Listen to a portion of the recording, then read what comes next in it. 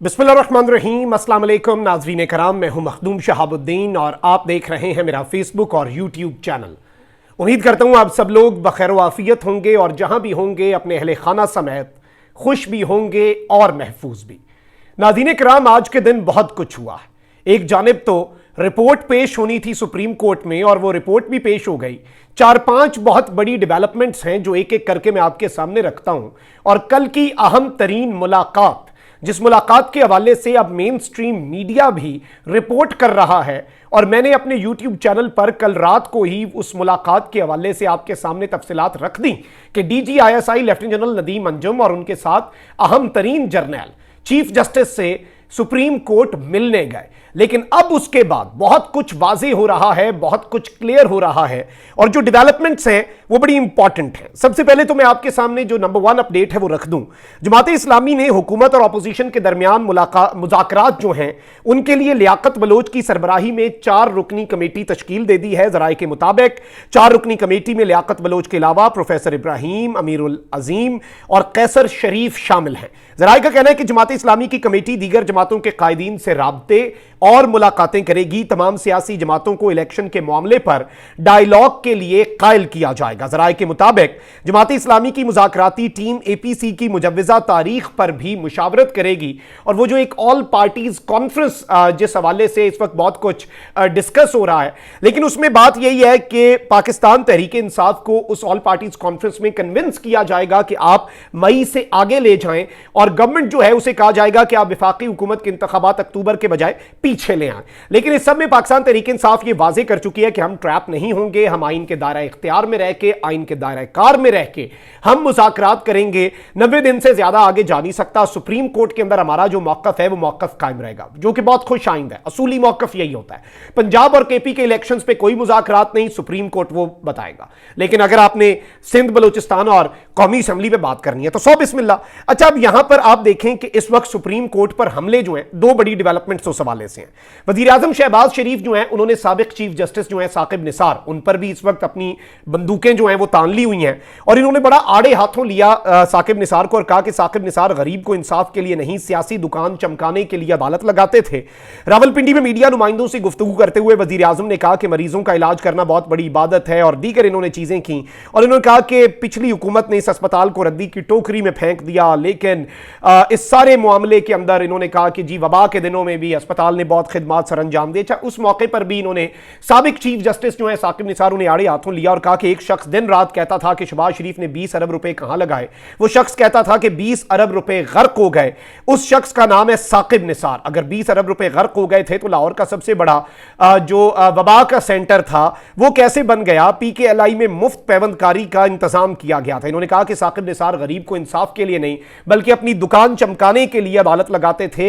हनीफ अब्बासी को शिकस्त दिलाने के लिए शेख रशीद के एजेंट बनकर हल्के में साकिब निसार गए। अब ये सारी बातें ये कर रहे हैं, और इस सब में मैं आपको ये बता दूं कि अब आप देखें, अच्छी चीज है वैसे कि सबको अपने फंड्स जो हैं, अपनी तमाम तर चीजें जो हैं उनका रिकॉर्ड देना चाहिए और हर चीज की होनी चाहिए स्क्रूटनी। मैंने कहा ना कि chief justice supreme court practice and procedure bill अच्छा बिल होगा, बहुत डिबेटेबल है वैसे, क्योंकि आपको महसूस होगा जस्टिस काजी फाइज ईसा के दौर में इंशाल्लाह कि ये बड़ा बेहतरीन बिल था, लेकिन इसकी टाइमिंग बहुत ज्यादा इंपॉर्टेंट है। और इसमें फिर ऑब्वियसली ये आईनी तरमीम के जरिए होना चाहिए था, ये सिर्फ एक कानून एक्ट के जरिए नहीं आप कर सकते। अब यहां पर आप देखें कि पार्लियामेंट की पब्लिक अकाउंट्स कमेटी ने सुप्रीम कोर्ट की जानिब से ऑडिट ना कराने का नोटिस ले लिया है, और रजिस्ट्रार सुप्रीम कोर्ट जो है इशरत अली, उन्हें तलब कर लिया है। चेयरमैन है इस पब्लिक अकाउंट्स कमेटी के नूर आलम खान। 2 बड़े लोग थे जिन्होंने PTI से बगावत की, एक को अपोजिशन लीडर बना दिया, दूसरे को पब्लिक अकाउंट्स कमेटी दे दी, और इनकी जेर सदारत जो है इजलास हुआ जिसमें सुप्रीम कोर्ट के ऑडिट का मामला जेर गौर आया। नूर आलम खान का कहना था कि सुप्रीम कोर्ट ऑफ पाकिस्तान का 10 साल से कोई ऑडिट नहीं हुआ। सुप्रीम कोर्ट के प्रिंसिपल अकाउंटिंग ऑफिसर को बुलाऊंगा। PAC के पास 10 साल से सुप्रीम कोर्ट का कोई ऑडिट पैरा नहीं आया। PAC ने 10 साल से ऑडिट न कराने पर रजिस्ट्रार सुप्रीम कोर्ट को ईद के बाद तलब कर लिया है। चेयरमैन कमेटी का कहना था कि PAC ने CDA से जजेस, अरकान पार्लियामेंट, विफाकी काबीना, अरकान कौमी असम्बली और सेनेट स्टाफ को मिले प्लाटों की तफसीलात भी तलब की थी।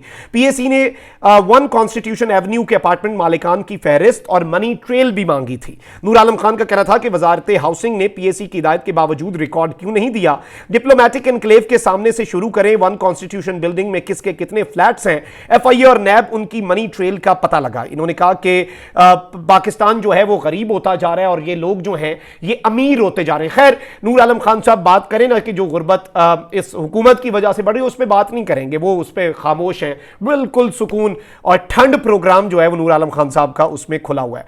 अच्छा, अब यहां पर मैं आपको जो बड़ी अपडेट है वो ये है कि इलेक्शन के हवाले से नो इलेक्शंस, हाथ जो हैं वो खड़े कर दिए हैं सबने। और ये जो आज हाथ खड़े हुए हैं आज, क्योंकि चीफ जस्टिस ने क्या कहा था, मुझे एक लाइन की रिपोर्ट चाहिए, मुझे एक सफे की रिपोर्ट भी नहीं, I just need one liner, और उस पर लिखा हो funds have been transferred but the funds were not transferred. 18 तारीख जैसे ही कैलेंडर पे चढ़ी, एक मरतबा फिर तौहीन अदालत हुई, एक मरतबा फिर अदालती अहकामात का तमस्खर उड़ा, एक मरतबा फिर अदालती अहकामात को रद्दी की टोकरी में फेंका गया। इलेक्शन कमीशन, वजारत खजाना और स्टेट बैंक, इन तीनों ने पंजाब में इंतखाबात के लिए फंड्स की फरामी के हवाले से अपनी रिपोर्ट सुप्रीम कोर्ट में जमा करा दी है। और जराये के मुताबिक इलेक्शन कमीशन ने सुप्रीम कोर्ट ऑफ पाकिस्तान को बाज़ाब्ता तौर पर आगाह कर दिया है कि इंतखाबात के लिए फंड्स जो हैं वो नहीं मिल सके। अच्छा, अब मेन स्ट्रीम मीडिया जो है वो भी अब ये कह रहा है कि जी पंजाब में 14 मई के इंतखाबात जो हैं उनके हवाले से सिक्योरिटी की फराहमी के मामले पर इंटेलिजेंस एजेंसियों के सरबराहान ने चीफ जस्टिस समेत दीगर जजेस से मुलाकात भी की। इंटेलिजेंस एजेंसियों के सरबराहान के दरमियान मुलाकात में डीजी मिलिट्री ऑपरेशन और सेक्रेटरी दिफा भी शामिल थे। मैंने आपको कल बताया कि डीजी आईएसआई और सेक्रेटरी दिफा ये कंफर्म, और डीजीएमआई और डीजीएमओ, बहुत से लोग कह रहे थे डीजीएमआई डीजीएमओ, मैंने कहा इनके दरमियान मुझे कल तक कंफ्यूजन थी, लेकिन अब ये पता चला है कि 4 लोग गए थे और मजीद क्लैरिटी भी आ गई और अब इस चीज को पब्लिकली मेन स्ट्रीम मीडिया के अंदर भी लाया जा चुका है। यानी ये खबर कंफर्म हो गई जो मैंने कल आपको अपने जराये के हवाले से दी थी, आज ये मेन स्ट्रीम मीडिया ने इसे कंफर्म कर दिया। अब ये वाजे कर देगा और इससे बहुत सी चीजें जो हैं वो क्लियर हो जाएंगी आने वाले दिनों में। सुप्रीम कोर्ट ऑफ पाकिस्तान के एक्शन से भी वाजे हो जाएगा कि इस मुलाकात की आउटकम क्या थी। मैं उसके ऊपर किसी स्पेकुलेशन पे बात नहीं करूंगा और ये अच्छी रविश है। अल्लाह करे कि दोनों इदारे, एक जानिब पाकिस्तान की मिलिट्री एस्टैब्लिशमेंट, दूसरी जानिब पाकिस्तान की सुप्रीम जुडिशरी, ये एक कंसेंसस अगर कोई बिल्डअप कर ले तो ये मुल्क के मफाद में है, क्योंकि अल्लाह ताला से यही दुआ करनी चाहिए कि अल्लाह ताला इस सारे मामले के अंदर पाकिस्तान के ऊपर अल्लाह ताला रहम करे और इस वक्त जो सूरत हाल बना दी गई है और इस सब के अंदर अगर अल्लाह ताला की मर्जी और मंशा शामिल रहे तो इलेक्शन के मसाइल जो हैं उनका एक बहुत अहम हल भी निकल आएगा। एक मुकर्ररा रोज शायद साफ और शफाफ तमाम कौमी और सूबाई असम्बलीज के इंतखाबात भी हो जाएं। और इस सब के अंदर मैं आपको यह बता दूं कि जो चीफ जस्टिस ऑफ पाकिस्तान जो है, इससे पहले पाकिस्तान की हिस्ट्री में कभी उनके साथ इस तरह की डीजीआईएसआई, डीजीएमआई, डीजीएमओ और सेक्रेटरी डिफेंस जो है उनकी इस तरह के मामलात के ऊपर कोई तवील मुलाकात पाकिस्तान की हिस्ट्री में नहीं हुई। और इस सब के अंदर मैं आपको यह बता दूं कि मुल्क कौम की तरह फौजी लीडरशिप भी इस वक्त गालिबन ये लग रहा है, और कामरान खान साहब ने इस हवाले से यह बात कही है कि वो भी तमाम इलेक्शंस का इनेकाद चाहते हैं। और इस सब के अंदर 2 घंटे तवील मुलाकात ना सिर्फ सुप्रीम कोर्ट बल्कि chief justice of Pakistan Umar Ata Bandial के फैसला कुन मनसब का एहतराम और एतराफ भी है कि उनके पास ये चल कर गए हैं और ये इस चीज के ऊपर बड़ी वाज़ेह डेवलपमेंट है। अच्छा, अब जरा आ जाते हैं खान साहब के ईद वाले मामले पर। एक तो इमरान खान और बुशरा बीबी के खिलाफ जो इंतहाई भोंडा किस्म का केस कि जी इद्दत में इन्होंने निकाह कर लिया, वो मुफ्ती सईद का पुराना बयान क्यों चल रहा है ये हमें भी पता है। और आप देख लें वैसे दिलचस्प मामला क्या है, एक और गवाह पेश हो गया उस केस में। ये एक जानिब कहते हैं मुज़ाकरात, वहीं दूसरी जानिब ट्रस्ट डेफिसिट बन रहा है। सहाफियों पे अभी भी केसेस हो रहे हैं, हक और सच बात करने वालों को अभी भी नोटिसेज आ रहे हैं। अली जैदी को इन्होंने उठा लिया हुआ है। खान साहब के ऊपर केसेस, ऑपरेशन की बातें, उस पर लाहौर हाई कोर्ट का बड़ा फैसला भी आ चुका है, वो भी मैं आपको बता देता हूं।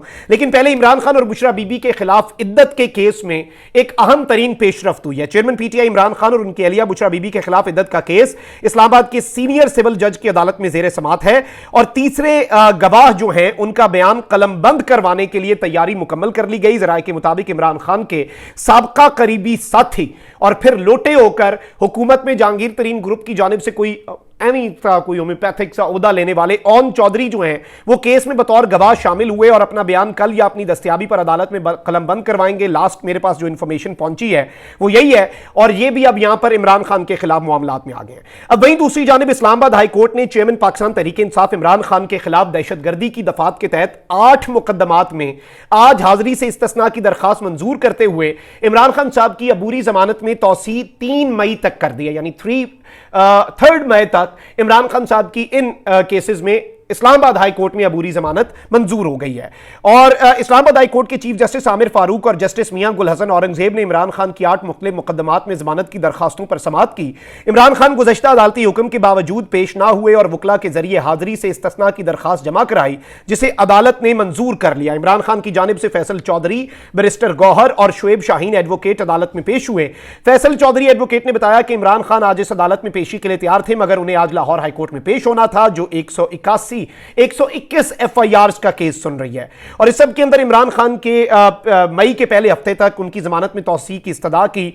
और इस सब के अंदर चीफ जस्टिस ने कहा कि हम पहले ही आपको बहुत गैर मामूली रिलीफ दे चुके हैं, आपको हतमी रिलीफ इंसदाद दहशतगर्दी अदालत से मिलेगा और हमें और खुद को शर्मिंदा ना कीजिएगा और अदालत चले जाइएगा, लेकिन रिलीफ मिल गया। अब लाहौर हाई कोर्ट ने इमरान खान के अपने खिलाफ मुकदमात और ईद की तातीलात के दौरान जमान पार्क पर मुमकिना ऑपरेशन के खिलाफ दरखास्त पर इमरान खान को हिरासा करने से रोक दिया है। इमरान खान के अपने खिलाफ मुकदमात और ईद तातीलात के दौरान जमान पार्क में मुमकिना ऑपरेशन के खिलाफ दरखास्त की समाअत जस्टिस अली बाकर नजफी की सरबराही में 5 रुकनी बेंच ने की। दौरान समाअत वकील इमरान खान का कहना था कि जितने मुकदमात दर्ज हैं उन सब में शामिल होना मुमकिन नहीं है। हमारे पास ईद के दिन ऑपरेशन करने की मुसद्दिका इतलात है, ईद के 5 दिन के लिए हमें रिलीफ चाहिए। जस्टिस अली बाकर नजफी का कहना था कि अदालत के दरवाजे कभी बंद नहीं होते, ईद के दौरान भी बंद नहीं होंगे। वकील पंजाब हुकूमत का कहना था कि मुझे तो यह दरखास्त काबिल समाअत नहीं लगती, कोई कानूनी कार्रवाई करना है तो उसकी इजाजत उन्हीं से लेने का कानून नहीं है और ये सारी चीजें। जस्टिस अली बाकर नजफी का कहना था कि हम आपसे एक और अंदाज से पूछते हैं, ईद का मौका है, क्या आप इन्हें ईद घर पर करने देंगे? इस पर अदालत में कह के लग गए। जस्टिस आलिया नीलम का कहना था कि हम ये नहीं कह रहे कि अगर कोई तफ्तीश हो रही है तो उसे रोक दें, कोई केस है जिसका इन्हें इल्म नहीं वो इन्हें बता दें, जिसमें इन्होंने जमानत नहीं ली, वो तो इनका हक है। वकील पंजाब हुकूमत ने कहा कि जमान पार्क के लोग भी मुश्किल में जिंदगी गुजार रहे हैं, वो कहीं आ जा नहीं सकते, हम कानून के मुताबिक काम करेंगे, कुछ गैर कानूनी नहीं होगा। वहां पेट्रोल बम का इस्तेमाल हुआ, हमारे एहलकार जख्मी हुए। इमरान खान साहब भी रोस्ट्रम पर आए, उन्होंने कहा कि मुझे 50 साल से लोग जानते हैं। इस पर जस्टिस अली बाकर नजफी ने कहा कि ये बातें ना करें, हम आज आपसे कुछ नया सुनना चाहते हैं। नॉर्मली खान साहब यही बात आपको पता है कि काफी अपनी बातें रिपीट करते हैं, तो ये भी उन्होंने एक लाइटर नोट पे कही बात। इमरान खान का कहना था मैं तो इलेक्शन चाहता हूं, इंतशार क्यों चाहूंगा, इनकी बातों से एक्शन का मुझे कंफर्म हो गया है। इन्होंने 26 घंटे मेरे घर पर हमला किया, मेरे पास मुसद्दिका इतलात है कि ये ऑपरेशन करेंगे। जस्टिस अली बाकर नजफी ने कहा कि हमारा नहीं ख्याल कि 5-6 दिन ये कुछ करेंगे। बाद अदालत ने अपना फैसला महफूज किया और वो महफूज फैसला सुनाते हुए इमरान खान को हिरासा करने से रोक दिया। अदालत ने हुक्म दिया कि इमरान खान को अगली समाअत तक गैर कानूनी तौर पर हिरासा ना किया जाए। पंजाब हुकूमत के वकील के बयान की रोशनी में केस की समाअत तक साइल के साथ कानून के मुताबिक सलूक किया जाए। लाहौर हाई कोर्ट ने इमरान खान की दरखास्त पर जल्द समाअत की इस्तदा भी मुस्तरद कर दी। तो ये सारी डेवलपमेंट्स हैं नाज़रीन किराम, और ये बड़ी इंपॉर्टेंट अपडेट्स थी जो आपके सामने रखनी थी, और ये आज के दिन की सारी बड़ी डेवलपमेंट्स हैं अभी तक की। इंशाल्लाह आपको मजीद भी अपडेट रखेंगे। अपना बहुत ख्याल रखें। अल्लाह निगहबान। पाकिस्तान जिंदाबाद।